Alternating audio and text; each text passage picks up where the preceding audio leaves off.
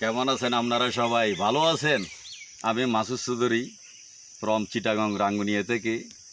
আমার বাড়ি রাঙ্গুনিয়া রাজানগরের অন্তর্ভুক্ত 1 নং ইউনিয়ন এবং আমার বাড়ির পাশেই আধা কিলোমিটার দূরে এই ঠান্ডাছড়ি চা বাগানটা খুব অপূর্ব সুন্দর দেখতে। একটু করে দেখান এদিকে কেমন দেখতে। অত্যন্ত খুব সুন্দর একটা চা বাগান, ঠান্ডাছড়ি চা বাগান।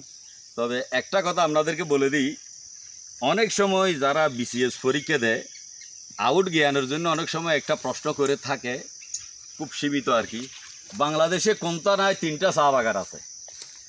তো এটা হচ্ছে রাঙ্গুনিয়া। বাংলাদেশের রাঙ্গুনিয়া থানায় 3টা চা বাগান আছে। একটা হচ্ছে এইটা ঠান্ডাছড়ি চা বাগান, আরেকটা হচ্ছে আগুনিয়া চা বাগান এবং আরেকটা হচ্ছে দক্ষিণ রাঙ্গুনিয়ায় কোদালা চা বাগান। এই 3টা চা বাগান এই এক থানাতেই আছে এবং পাশাপাশি ফটিকছড়ি থানায় অনেক চা বাগান আছে এবং এই চিটাগংয়ের বিভিন্ন জায়গায় চা বাগান আছে। আর বেশিরভাগ চা বাগান তো আপনার সিলেটেই, আপনারা সবাই জানেন। তো বাংলাদেশে যেখান থেকে দেখতেছেন আমার এই ভিডিওটা আপনারা তো দেখেন কত সুন্দর এই আমাদের রাঙ্গুনিয়ার ঠান্ডাছড়ি চা বাগানটা। আপনারা এখানে আসেন, ঘুরেন, দেখেন। আমাদের এই চা বাগানের একটা ঐতিহ্য, চা বাগানের পাশাপাশি বাঁশ বাগানও আছে, বিভিন্ন গাছগাছালির বাগানও আছে। আবার আমাদের এখানে এই চা বাগানে বেশি হরিণ আছে, বেশি হরিণ আছে। যদি সকাল সূর্য ওঠার আগে আগে যদি আপনারা এখানে এসে চুপ করে বসে থাকতে পারেন তাহলে অনেক হরিণ দেখবেন। এবং বানরও আছে, হাঁস আছে, বন হাঁস এবং বন মুরগিও আছে এখানে বেশি। তো দেখতে খুব সুন্দর। দেখেন একটু এদিকে তাকাও, আমি লোকেশনটা দিয়ে দিচ্ছি আপনাদেরকে।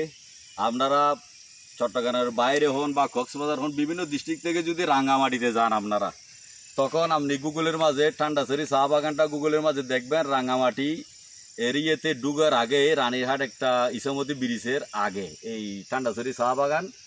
চট্টগ্রাম থেকে আসার সময় বাম পাশে পড়বে আর রাঙ্গামাটি থেকে যাওয়ার সময় ডান পাশে পড়বে। বিশাল একটা চা বাগান, আপনারা এসে ভিজিট করতে পারেন, আনন্দ করতে পারেন। আমাদের এখানকার পরিবেশটা অত্যন্ত ভালো, আপনাদেরকে কেউ কোনো ডিস্টার্ব করবে না।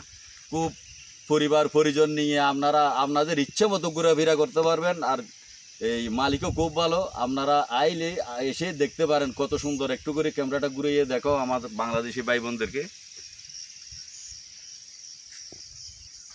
আসলে সৌন্দর্যের কোনো শেষ নাই।